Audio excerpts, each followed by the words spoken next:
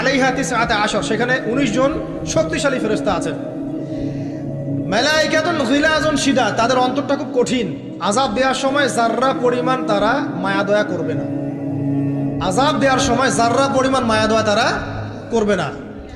কবরে যখন ফাসেক, জালেম, কাফের, মুশরিককে পিটানো হবে, তখন কি কেউ মায়া দয়া করবে?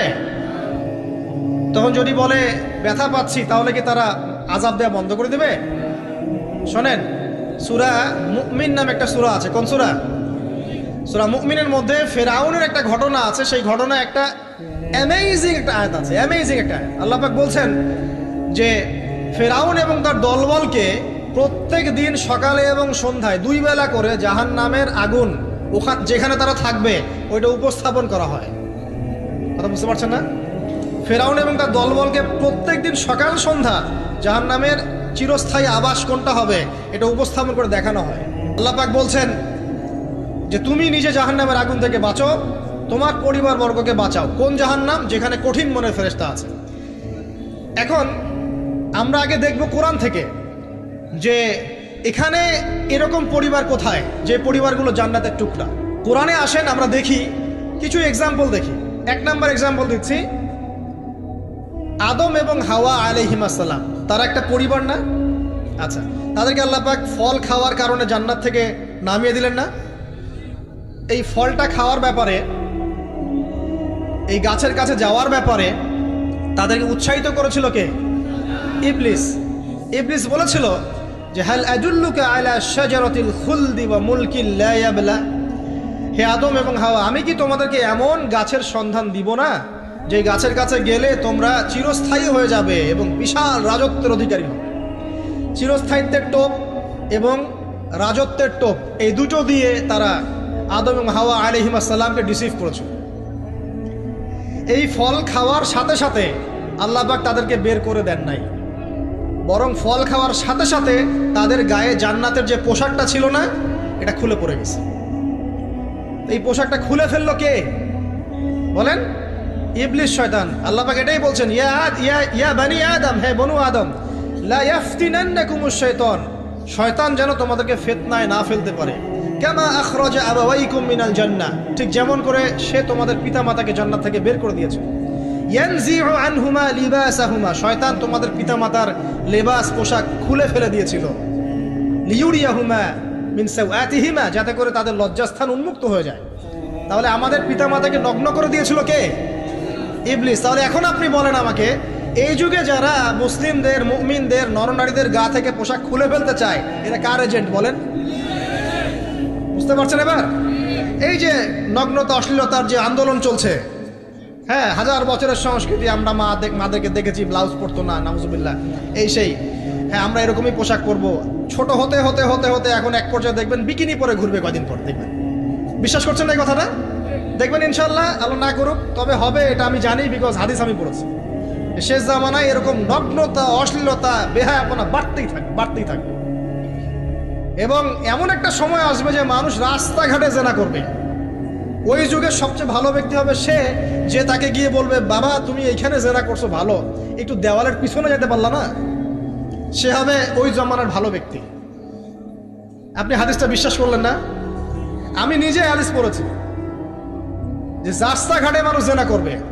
তো এই যে নগ্নতা আর অশ্লীলতার যে সংস্কৃতি চলছে না, এই কাপড় খুলে ফেলার যে ট্রেন্ড এবং রেভলিউশনের দিকে মানুষ যাচ্ছে এখন, মেয়েরা স্পেশালি, এরা নিঃসন্দেহে মানুষ শয়তান, নিঃসন্দেহে। কারণ ওই যে শয়তান আমাদের পিতামাতার কাপড় খুলে ফেলেছিল, এরা তার এজেন্ট।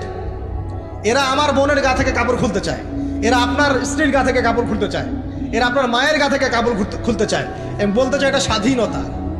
আরে বোকা মানুষ, এই পৃথিবীতে মানুষ স্বাধীন নয়। এই পৃথিবীতে কোনো মানুষই স্বাধীন নয়। মানুষ কিভাবে স্বাধীন হতে পারে? এখানে পৃথিবীতে যতদিন থাকবে মানুষ আল্লাহর দাসত্বের মধ্যে থাকবে। যে মানুষ নিজেকে স্বাধীন মনে করে সে শয়তানের তাবেদারি করে। এই পৃথিবীতে কোনো মানুষই স্বতন্ত্র স্বাধীন নয়, বরং আল্লাহ পাকের দাসত্বের অধীনে সে পরাধীন। মানুষ বুঝতে চায় না যে স্বাধীনতার ডেফিনেশন কি। আল্লাহ পাকের রুলস এবং রেগুলেশনস মেনে চললে পরে আমি তখন স্বতন্ত্র স্বাধীন, আল্লাহর দাসত্বের অধীনে, দাসত্বের বাইরে গিয়ে নয়। আর আল্লাহ পাকের দাসত্বের 5 পয়সা পরোয়া না করে নিজেকে যদি স্বাধীন মনে করে, সে তো শয়তানের চেলা। কথা কি বুঝতে পারছেন? আসেন, এই যে আমাদের পিতামাতাকে ওখান থেকে নামিয়ে দেওয়া হলো, তারা দুজন কিন্তু এই পৃথিবীতে যে কষ্টের জীবন তারা কিন্তু একসাথে অতিবাহিত করেছেন, করেন নাই? তো এই যে কষ্ট দুঃখ একসাথে পথ চলা, স্বামী স্ত্রীর এই যে একটা বন্ধন, মায়াবী একটা হৃদ্যতার বন্ধন, এটাই হচ্ছে পরিবারের ভিত্তি। আমি আদর্শ পরিবারের দিকে যাচ্ছি আস্তে আস্তে ইনশাআল্লাহ। কোরআন থেকে আপনাকে কয়েকটা দলিল দিচ্ছি। এবার দেখবেন তাদের সন্তান হাবিল কাবিল, ও যে কি হলো, কাবিল হাবিলকে, পড়েন নাই? কাবিল হাবিলকে হত্যা করলো। এখানে হত্যার মূল কারণ কি ছিল? হিংসা। কাবিলের কোরবানি কবুল হচ্ছে না, হাবিলেরটা হচ্ছে। তার মানে বুঝলাম পৃথিবীতে ফাসাদ ছড়িয়ে পড়বে, পরিবারে ফাসাদ ছড়িয়ে পড়বে, তার অন্যতম একটা কারণ হচ্ছে ঈর্ষা বা হিংসা। আসলে ঈর্ষা হিংসা এক জিনিস নয়, এখানে মূল কারণ হচ্ছে হিংসা। তো আমাদের পরিবার জান্নাতের টুকরা হবে ইনশাআল্লাহ যদি স্বামী স্ত্রীর মধ্যে হিংসা না থাকে, পরিবারের সদস্যদের মধ্যে পরশ্রী কাতরতা না থাকে। একটু মনোযোগ দেন। তারপরে সামনে যান। ওই যে নূহ আলাইহিস সালামের নাম শুনেছেন? আচ্ছা, কত বছর দাওয়াত দিয়েছেন বলেন? এই তো মাশাআল্লাহ 950 বছর।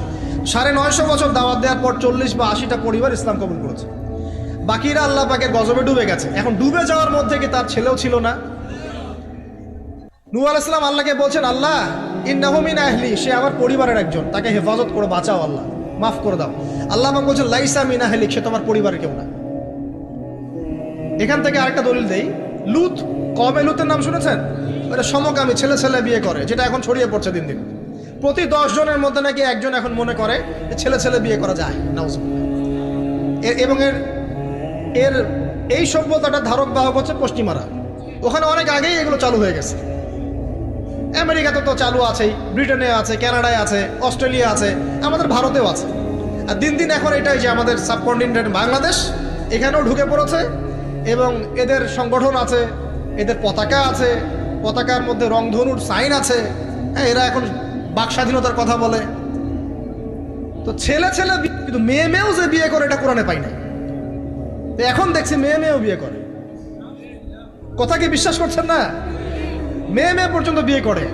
তারপরে আরো দেখেছি ইদানিং যে লিভ টুগেদার চলছে বাংলাদেশে। এখন বিয়ের দরকার নেই, একসাথে থাকবেন, বিয়ের দরকার নেই। মানে আপনি একজন বান্ধবী একসাথে চলবেন স্বামী স্ত্রীর মতো, এটা লিভ টুগেদার। বলবে যে উন্নত সভ্যতার এগিয়ে গেছে, আমরা পিছিয়ে থাকবো কেন? শোনো, তোমরা আগাচ্ছ ঠিকই, তোমরা আগাচ্ছ কোন দিকে জানো? তোমরা আগাচ্ছ জাহান্নামের দিকে। তোমরা জাহান্নামের দিকে আগাচ্ছ, তোমরা ঠিকই আগাচ্ছ, অস্বীকার করছি না।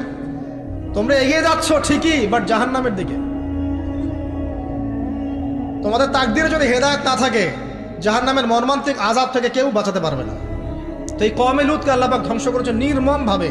ফেরেশতাদের পাখা দিয়ে পুরো জাতিটাকে তুলে, ওই যে কওমে লুত, জর্ডান, ডেড সি, ওই জায়গাটা, উপর থেকে পাথর বর্ষণ করে রজম করে উল্টা দিকে আবার দফন করে দেওয়া হয়েছে।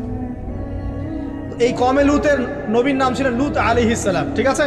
তার স্ত্রী পর্যন্ত কিন্তু ঈমান আনেন নাই, ঠিক নূহ আলাইহিস সালামের স্ত্রীর মতোই।